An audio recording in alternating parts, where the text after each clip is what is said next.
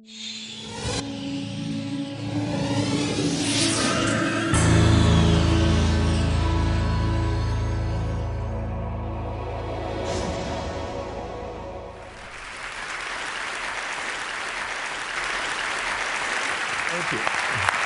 have to tell you, I'm both challenged and excited. My excitement is I get a chance to give something back. My challenge is the shortest seminar I usually do is 50 hours. And I'm not exaggerating. I do weekends, and what I do more than that, obviously, coach people, but I'm into immersion, because how'd you learn language? You didn't learn it by just learning principles. You got in it, and you did it so often that it became real. And the bottom line of why I'm here, besides being crazy mofo, is that I'm really in a position, I'm not here to motivate you, obviously, you don't need that. And a lot of times that's what people think I do, and it's the furthest thing from it.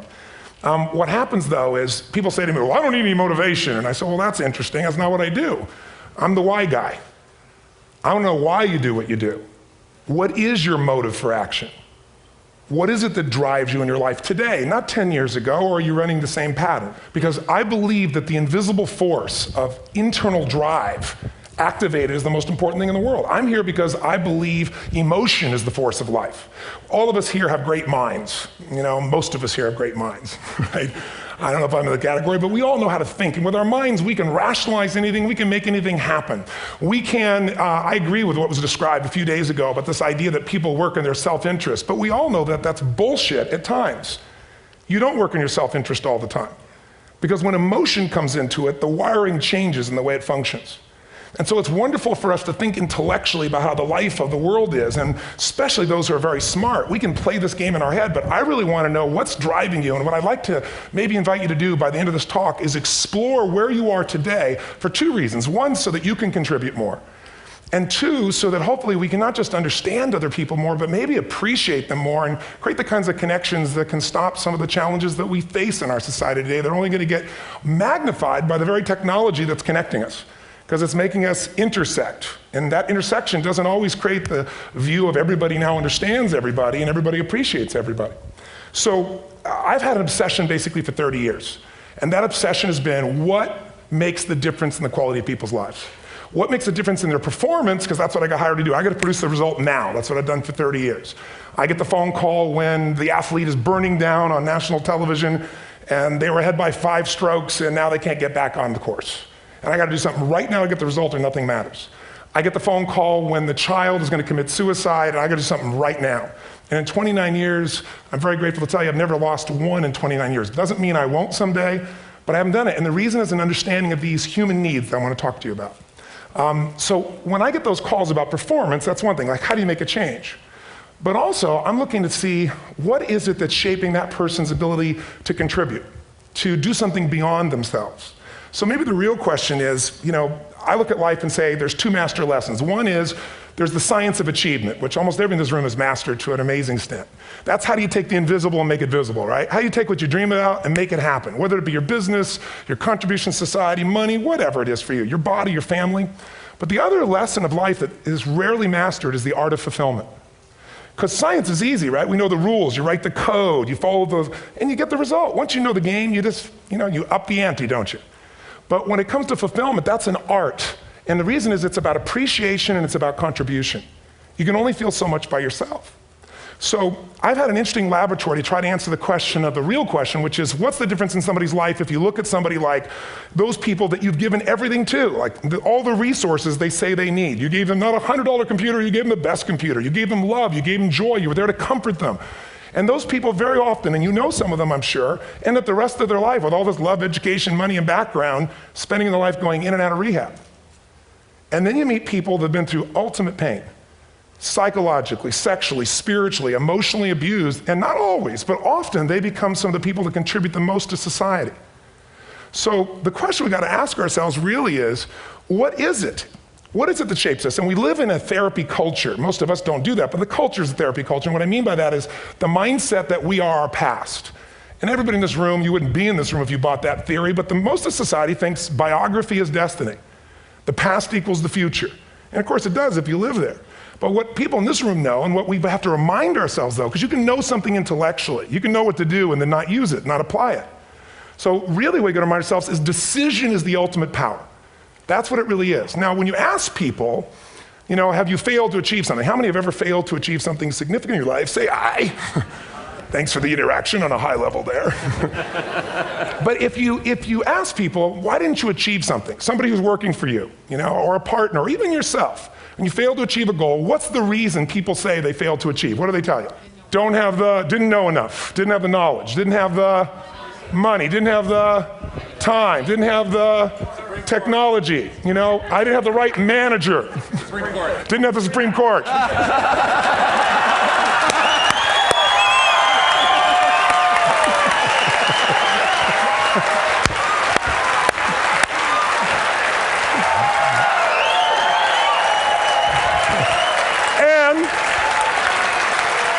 And what do all those, including the Supreme Court, have in common? They are a claim to you missing resources. And they may be accurate. You may not have the money. You may not have the Supreme Court. But that is not the defining factor.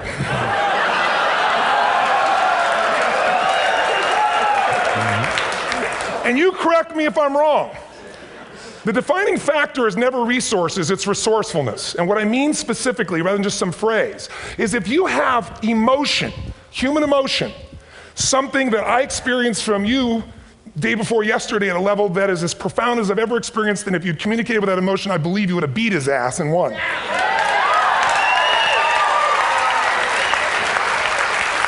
But how easy for me to tell him what he should do.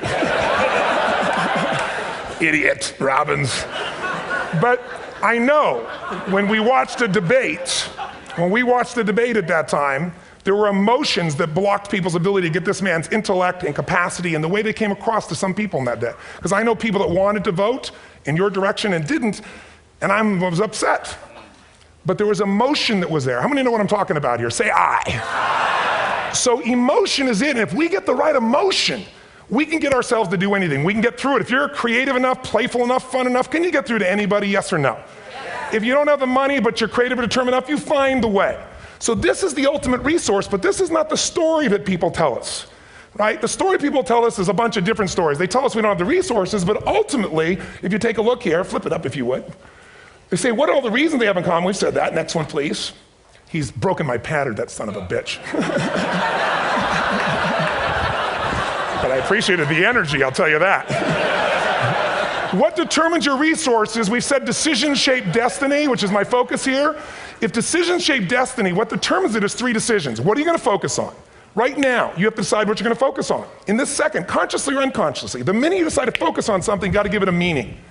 And whatever that meaning is produces emotion. Is this the end or the beginning? Is God punishing me or rewarding me, or is this the roll of the dice? And emotion then creates what we're going to do, or the action. So think about your own life, the decisions that have shaped your destiny. And that sounds really heavy, but in the last 5 or 10 years, 15 years, haven't there been some decisions you've made that if you made a different decision, your life would be completely different? How many can think of one, honestly? Better or worse? Say I. So the bottom line is maybe it was where to go to work and you met the love of your life there. Maybe it was a career decision. I know the Google geniuses I saw here. I mean, I understand that their decision was to sell their technology at first. What if they made that decision versus to build their own culture? How would the world be different? How would their lives be different? Their impact. The history of our world is these decisions. When a woman stands up and says, no, I won't go to the back of the bus, she didn't just affect her life. That decision shaped our culture. Or someone standing in front of a tank. Or being in a position like Lance Armstrong and someone says to you, you got testicular cancer. That's pretty tough for any male, especially if you ride a bike. Right? You got it in your brain, you got it in your lungs. But what was his decision of what to focus on? Different than most people. What did it mean? It wasn't the end, it was the beginning. What am I gonna do? He goes off and wins 7 championships he never won once before the cancer because he got emotional fitness, psychological strength. That's the difference in human beings that I've seen of the 3 million I've been around. Because that's what my lab. I've had 3 million people from 80 different countries that I've had a chance to interact with over the last 29 years. And after a while, patterns become obvious. You see that South America and Africa maybe connect in a certain way, right? Other people say, oh, that sounds ridiculous. It's simple. So what shaped Lance? What shapes you? 2 invisible forces, very quickly. 1, state. We all have had times. Have you had a time you did something and after you did it, you thought to yourself, I can't believe I said that. I can't believe I did that. That was so stupid. Who's been there? Say aye. Have you ever done something after you do it, you go, that was me. right? It wasn't your ability, it was your state. Your model of the world is what shapes you long term. Your model of the world is the filter. That's what's shaping us. That's what makes people make decisions. When we want to influence somebody, we got to know what already influences them.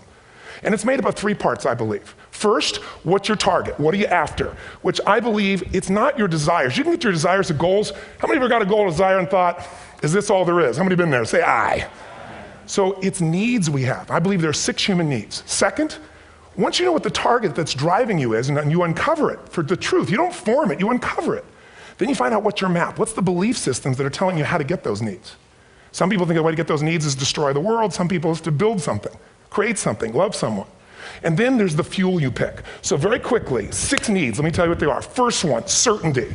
Now these are not goals or desires, these are universal. Everyone needs certainty that they can avoid pain, at least be comfortable. Now how do you get it? Control everybody, develop a skill, give up, smoke a cigarette. And if you got totally certain, ironically, even though we all need that, like if you're not certain about your health or your children or money, you don't think about much more. You're not sure the ceiling's gonna hold up, you're gonna listen to any speaker. But while we go for certainty differently, if we get total certainty, we get what? What do you feel if you're certain? You know what's gonna happen, when it's gonna happen, how it's gonna happen, what would you feel?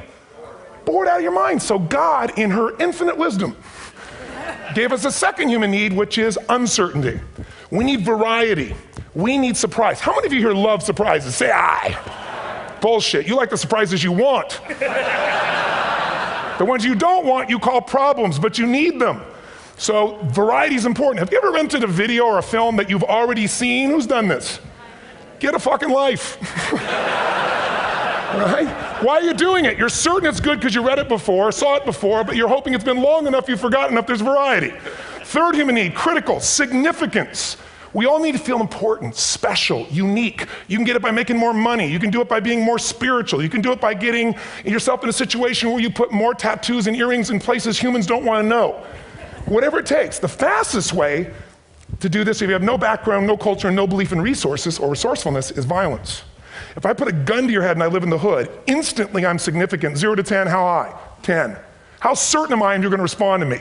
10. How much uncertainty? Who knows what's going to happen next? Kind of exciting, like climbing up into a cave and doing that stuff all the way down there. Total variety and uncertainty. And it's significant, isn't it? So you're willing to risk your life for it. So that's why violence has always been around and will be around unless we have a consciousness change as a species. Now you can get significance in a million ways, but to be significant, you got to be unique and different. Here's what we really need. Connection and love, fourth need. We all want it. Most people settle for connection because love's too scary. Don't want to get hurt. Who here has ever been hurt in an intimate relationship? Say aye. If you don't raise your hand, you'll have had other shit too, come on. And you're going to get hurt again. Aren't you glad you came to this positive visit? But here's what's true, we need it. We can do it through intimacy, through friendship, through prayer, through walking in nature. If nothing else works for you, get a dog. Don't get a cat, get a dog, because if you leave for 2 minutes, it's like you've been gone for 6 months when you show back up again 5 minutes later, right? Now these first 4 needs, every human finds a way to meet. Even if you lie to yourself, even if you have split personalities. But the last 2 needs, the first 4 needs are called the needs of the personality, is what I call it. The last 2 are the needs of the spirit. And this is where fulfillment comes. You won't get fulfillment from the first 4. You'll figure a way, smoke, drink, do whatever, meet the first 4. But the last 2, number 5, you must grow. We all know the answer here. If you don't grow, you what? If a relationship's not growing, if a business is not growing, if you're not growing, it doesn't matter how much money you have, how many friends you have, how many people love you, you feel like hell. And the reason we grow, I believe, is so we have something to give of value. Because the 6th need is to contribute beyond ourselves. Because we all know, corny as it sounds, the secret of living is giving. We all know life's not about me, it's about we. This culture knows that, this room knows that. And it's exciting. When you see Nicholas up here talking about his $100 computer, the most passionate, exciting thing is here's a genius, but he's got a calling now. You can feel the difference in him, and it's beautiful. And that calling can touch other people. In my own life, my life was touched because when I was 11 years old, Thanksgiving, no money, no food, and we're not gonna starve, but my father was totally messed up. My mom was letting him know how bad he messed up. And somebody came to the door and delivered food. My father made 3 decisions. I know what they were briefly. His focus was, this is charity. What does it mean? I'm worthless. What do I gotta do? Leave my family, which he did. The time, one of the most painful experiences of life. My 3 decisions gave me a different path. I said, focus on, there's food, what a concept, you know? Second, but this is what changed my life. This is what shaped me as a human being. Somebody's gift, I don't even know who it is.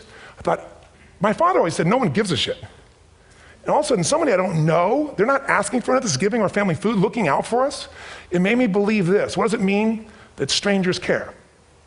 And what that made me decide is, if strangers care about me and my family, I care about them. What am I gonna do? I'm gonna do something to make a difference. So when I was 17, I went out one day on Thanksgiving. It was my target for years, have enough money to feed 2 families. Most fun thing I ever did in my life, most moving. Then next year I did 4, and I didn't tell anybody what I was doing. Next year, 8.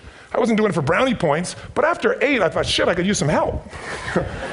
So sure enough, I went out, and what did I do? I got my friends involved, and I grew companies, and then I got 11 companies, and I built the foundation. Now, 18 years later, I'm proud to tell you, last year we fed 2 million people in 35 countries through our foundation, all during the holidays, Thanksgiving, Christmas, in all the different countries around the world. It's been fantastic. Thank you. So I don't tell you that to brag, I tell you because I'm proud of human beings because they get excited to contribute once they've had the chance to experience it, not talk about it. So finally, I'm about out of time, the target that shapes you, here's what's different about people. We have the same needs, but are you a certainty freak? Is that what you value most, or uncertainty? This man here couldn't be a certainty freak if he climbed through those caves. Are you driven by significance or love? We all need all 6, but whatever your lead system is tilts you in a different direction. And as you move in a direction, you have a destination or destiny. The second piece is the map. Think of that as the operating system tells you how to get there. And some people's map is, I'm gonna save lives even if I die for other people, and they're a fireman. Somebody else says, I'm gonna kill people to do it. They're trying to meet the same needs of significance, right? They want to honor God or honor their family, but they have a different map. And there are 7 different beliefs. I can't go through them because I'm done. The last piece is emotion. I say one of the parts of the map is like time. Some people's idea of a long time is 100 years. Somebody else says is 3 seconds, which is what I have. And the last one I've already mentioned that felt you. If you got a target and you got a map, and let's say, I can't use Google because I love maps and they haven't made it good for Macs yet. So if you use MapQuest, how many have made this fatal mistake of using MapQuest at some time? You use this thing and you don't get there. Well, imagine if your beliefs guarantee you can never get to where you want to go. The last thing is emotion. Now here's what I'll tell you about emotion.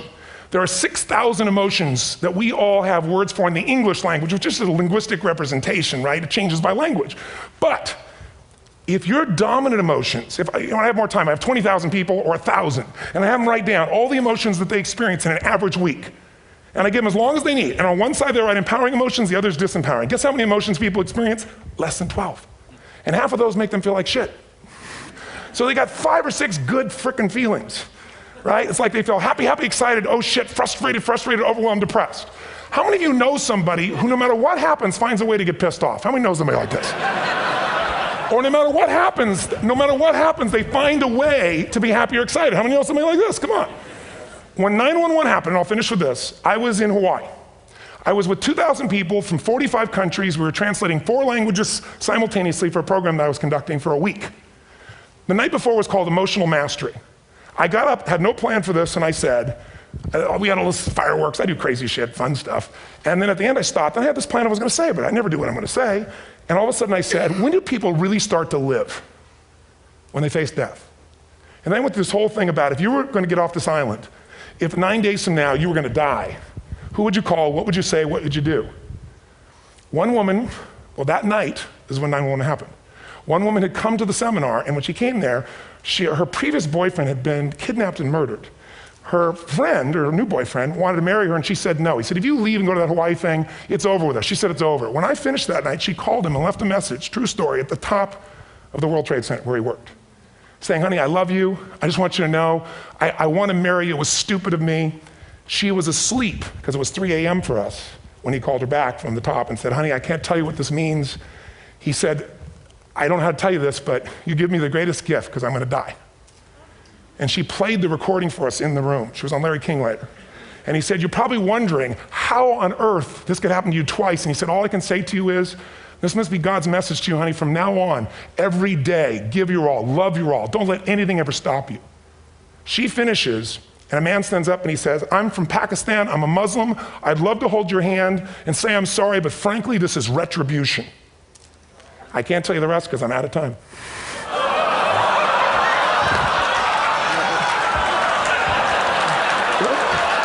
Are you sure? Finish the story. 10 seconds. 10 seconds. No, I want to be respectful. 10 seconds. All I can tell you is I brought this man on stage with a man from New York who worked in the World Trade Center, because I had about 200 New Yorkers there. More than 50 lost their entire companies, their friends, marking off their Palm Pilots. One financial trader, this woman made of steel, bawling. 30 friends crossing off that all died. And what I did to people said, what are we going to focus on? What does this mean, and what are we going to do? And I took the group and got people to focus on, if you didn't lose somebody today, your focus is going to be how to serve somebody else. There are people, one woman got up and she was so angry and screaming and yelling. And she wasn't from New York, she's not an American, she doesn't know anybody here.